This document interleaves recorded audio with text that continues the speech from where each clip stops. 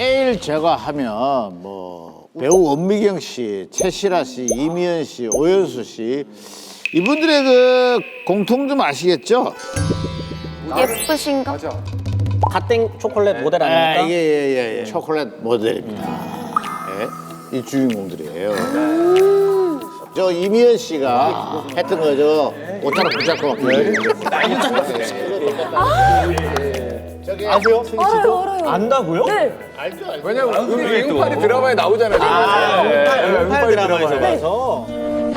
사랑해요 이 세상 슬픔까지도 젊음은 좋은 것 저 때 뭐 대단했었어요. 대단하셨죠. 괜히 바바리 코트 입고 가면 뭐 이래가지고 자, 이게 그냥 우연은 아니에요, 사실. 그런데 L그룹 신경코 회장이 마케팅 귀재였다 그랬잖아요. 네네. 마케팅의 일환으로 1972년에 회사 이름을 걸고 미인 대회를 개최했습니다. 미스 롯 대회. 와. 뽑힌 사람은 당연히 L 제과의 광고 모델은 물론이고 공채 탤런트 기회까지 줘서 이게 진짜 사실 그때 당시에는 그 미스 코리아만큼 어떤 이 건의가 있었던 대회였어요. 우리가 알고 있는 연예인들도 많이 배출이 되었죠.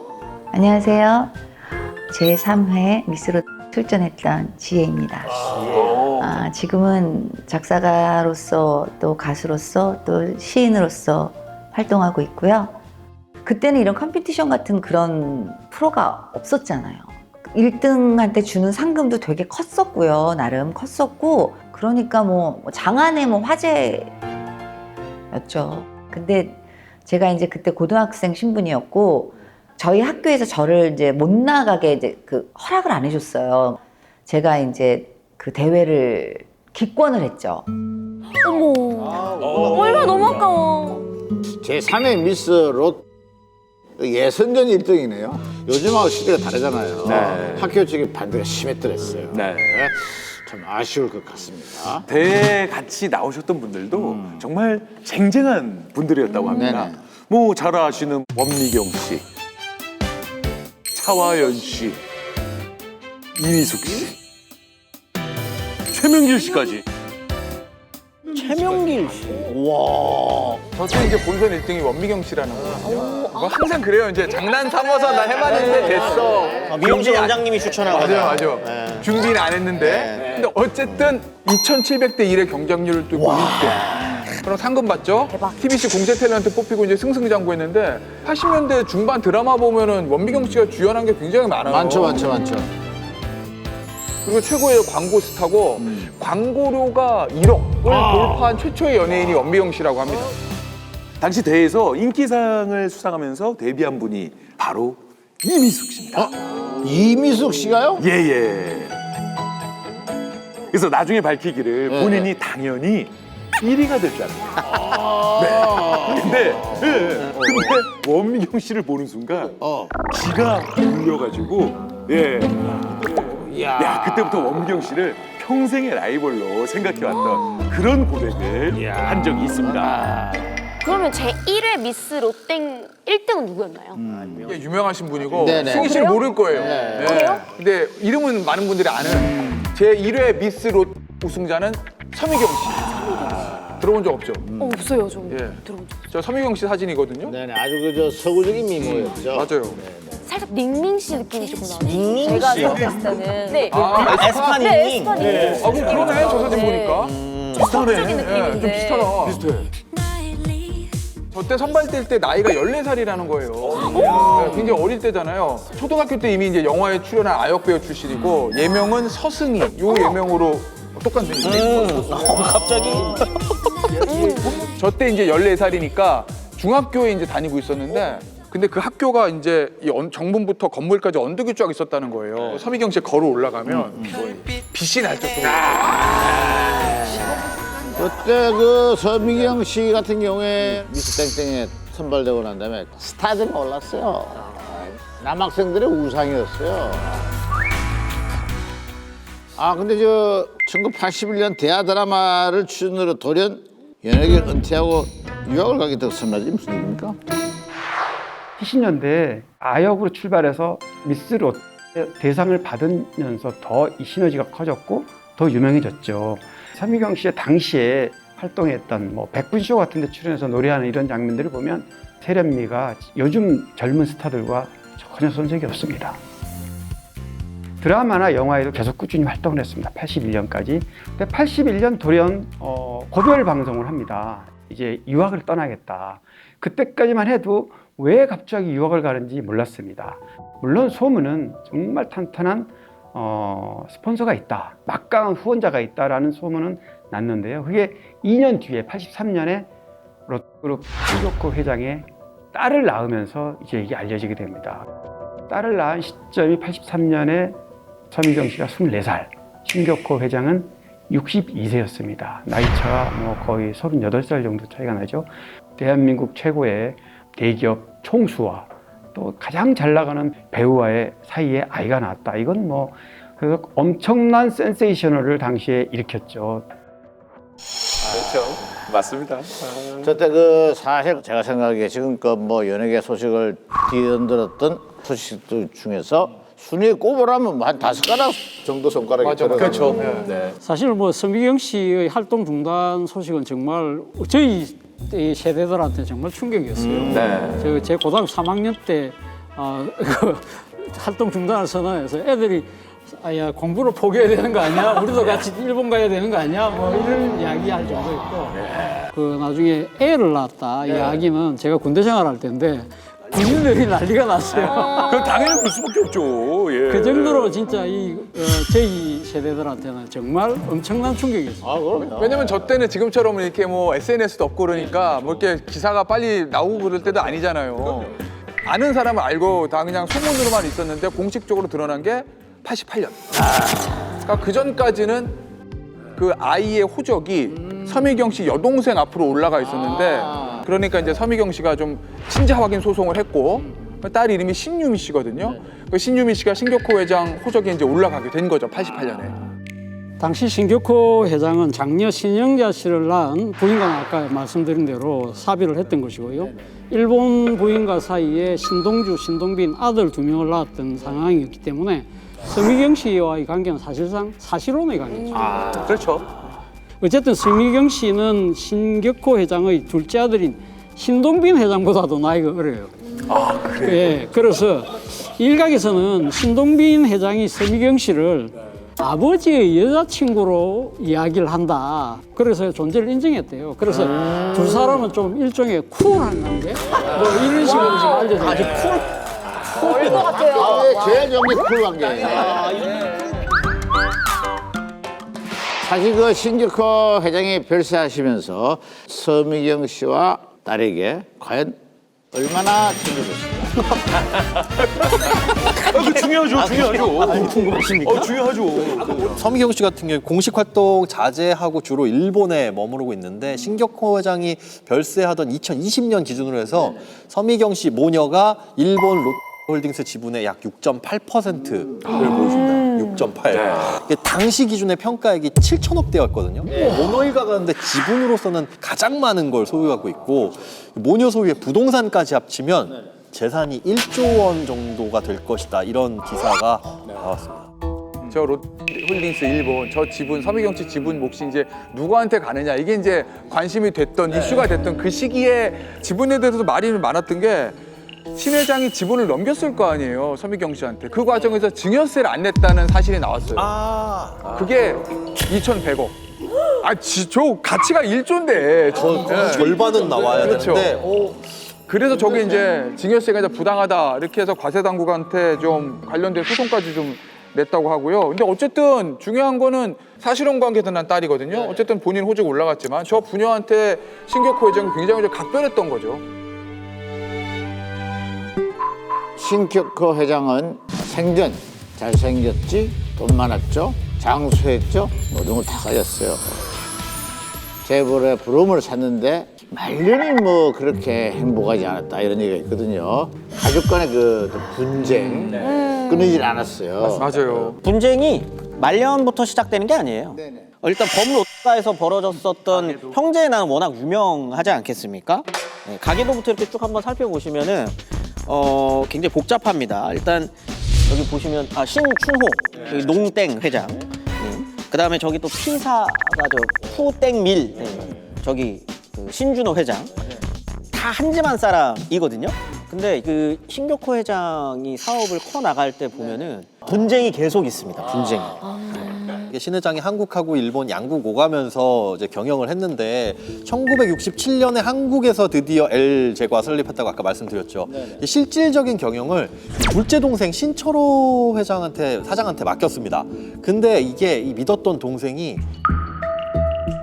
신 회장의 도장을 위조해가지고 회사 돈을 횡령하는 일이 벌어져요. 돈이 그러니까 문제야. 일본에 있는 동안 한국 기업은 네가 맡아라 해가지고 딱 맡겼는데 그게 믿는 돈기에 진짜 발등을 제대로 찍힌 거죠. 셋째 동생 이제 신춘호는 라면으로 유명한 이 N사 회장입니다. 이 신격호 회장이 셋째 동생이 한국에서 라면 사업을 하자고 했을 때 반대를 했어요. 아니 라면을 왜 그걸 반대하죠? 신격호 회장이 봤을 때는 당시만 하더라도 한국에서 라면이 고급 음식이라고 했대요. 라면 가격이 우리 그때 당시 물가에 비해서 상당히 높았어요. 정말 그래서 저도 라면 되게 먹고 싶어서 엄마한테 라면 좀 끓여달라 하면 진짜 그러면 달에 한 번 정도 끓여 먹으려고. 진짜요? 그렇기 때문에 신격호 회장의 입장에서는 이게 안 먹힌다. 한국은 아직 멀었다. 그런데 신춘호 회장의 생각은 달랐던 거죠. 이게 먹힌다. 할 수 있다고 생각을 해서 밀어붙이는데 이게 어디서 터지냐면 75년도에 형님 먼저 아우 먼저 이 형님 먼저 드시오 동라면 아우 먼저 들게나 동라면 형님 먼저 아우 먼저 님 먼저 아우 먼저 그럼 제가 먼저 동라면 이 CF가 터지면서 이제 라면이 완전히 국민 음식으로 완전 올라서게 되죠. 그러면서 이제 이게 상당히 라면이 잘 나가니까 그러니까 신격호 회장이 야 그거 떼라 L자 떼라. 그래서 이름을 N사로 바꾼 거예요. 저 라면도 안 드셨을라나? 안 드셨을 것 같아요. 어쨌든 저 롯데와의 분쟁은 이게 끝은 아니죠. 예, 그 95년도에 신격호 회장하고 다섯째 동생 신준호 씨 이 부동산을 둘러싼 분쟁이 발생하는데요. 신격호 회장의 동생 그 신춘호 씨 명의로 되었던 땅에 대해서 야 이거 원래 내 거잖아. 돌려달라고 그러니까 뭔 소리냐. 이건 아버지부터 내가 물려받은 땅이야. 사실 저런 소송이 저 당시 많았어요. 이제 실명법 생기면서. 그래서 두 사람이 결국은 소송까지 가게 됐던 거죠. 그래서 누구 말이 맞았던 거죠? 신격호 회장이 이겼어요. 그래서 차명으로 돼 있던 땅을 다 되찾은 거죠. 그러니까 이제 신준호 씨가 햄하고 우유 사업을 들고 나가가지고 지금 피르밀 뭐 있어요. 네. 그 회사를 만들었어요. 그러니까 이제 신격호 회장이 결국 동생 넷 중에서 라면이랑 우유랑 갈라지고 라면이랑 갈라지고 그 다음에 이제 횡령한 둘째 동생 갈라지고. 형제들의 난이 이제 신격호 회장 때만 있었던 게 아닙니다. 그 아들들 신동주, 신동빈 이 두 사람의 갈등이 이제 더 유명하지 않겠습니까? 근데 이제 장남이었었던 신동주 같은 경우에는 일본 L홀딩스 그리고 차남인 신동빈 회장은 한국의 L그룹 요렇게 이제 맡고 있었는데 일단 이 경영권 분쟁 자체가 이제 그 2015년에 좀 가시화가 되기 시작을 하거든요. 좀 근본적인 문제는 이때 신격호 회장이 95. 근데 경영에서 물러나지 않습니다. 물러나지 않아요. 그런데 정신이 이제 오락가락 한 거죠. 알츠하이머 맞다. 전조 증상들이 이렇게 하고 이제 그때 당시에 이제 정신이 뭐 이상하다라고 하는 소문도 막 돌고 막 이렇게 되는 건데 이 두 아들이 지주회사 지분을 딱 29%씩 이렇게 갖고 있었다고 합니다. 그래서 분쟁의 소지가 클 수밖에 없는 거죠. 이렇게 똑같이 갖고 있게 되면은 이런 상황에서 장남인 신동주 회장의 그 실적 악화 때문에 이걸 책임을 져라. 일본 L그룹 부회장 자리에서 해임되는 일이 벌어지게 됩니다. 그래서 이 장남의 신동주 부회장이 그냥 물러날 수가 없잖아요. 그래서 당시 이제 신격호 회장이 소공동 에로텔 34층 거기 이제 한국 집이죠. 거기 가서 이제 석고대절을 했다는 거예요. 그러니까 아버지가 그래? 그럼 너한테 내 마음을 주지. 그래서 이제 동생이 신동빈 회장하고 그 측근 이사 5명을 해임해요. 자, 그러면은 차남인 신동주 회장은 그냥 있을까요? 아닙니다.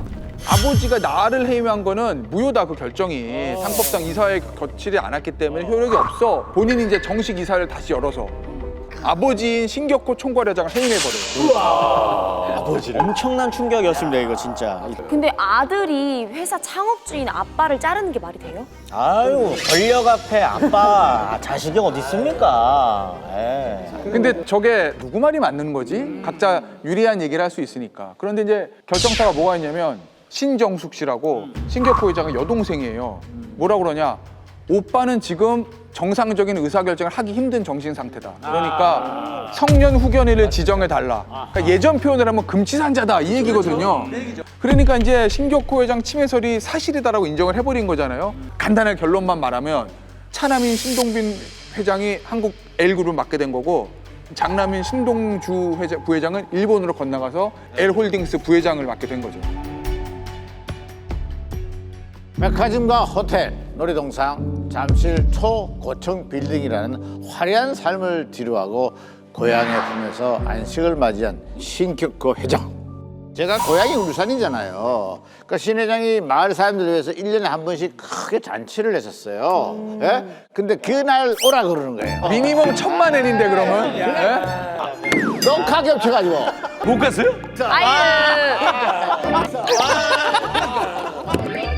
자, 그래서 제 대신에 우리 제작진들이 갔다 왔대요. 아, 그래요. 방송 최초 공개랍니다.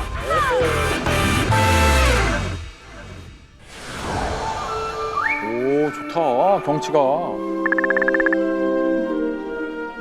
롯에서 근무를 한 40년 하다가 여기 와서 이제 일을 갖다 하고 있는 셈입니다.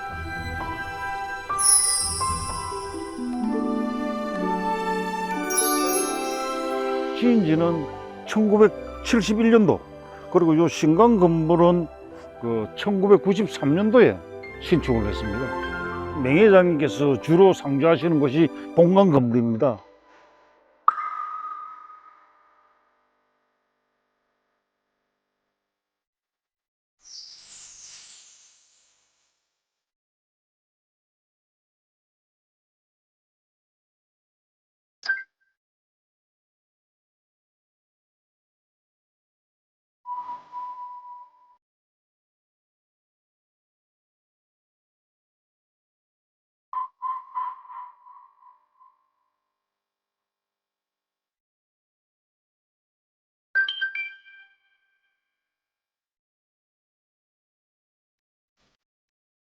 주로 들어오시게 되게 되면은 회장님은 주로 2층에 주무시는 객실이 있는데 낮에는 보통 1층에 음식실 세트에서 좀 앉아 계십니다.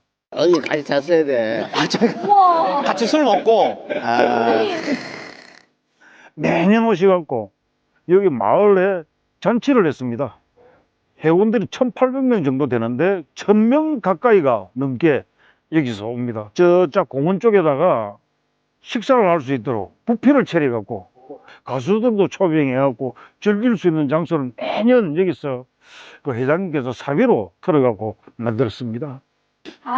저기 갔던 가수는 그냥 짭짤해. 그게 근데 처음이자 마지막 기회를 주신 건가 보네요. 다음부터는 안 부르시던데. 알았으면 안 불러줘.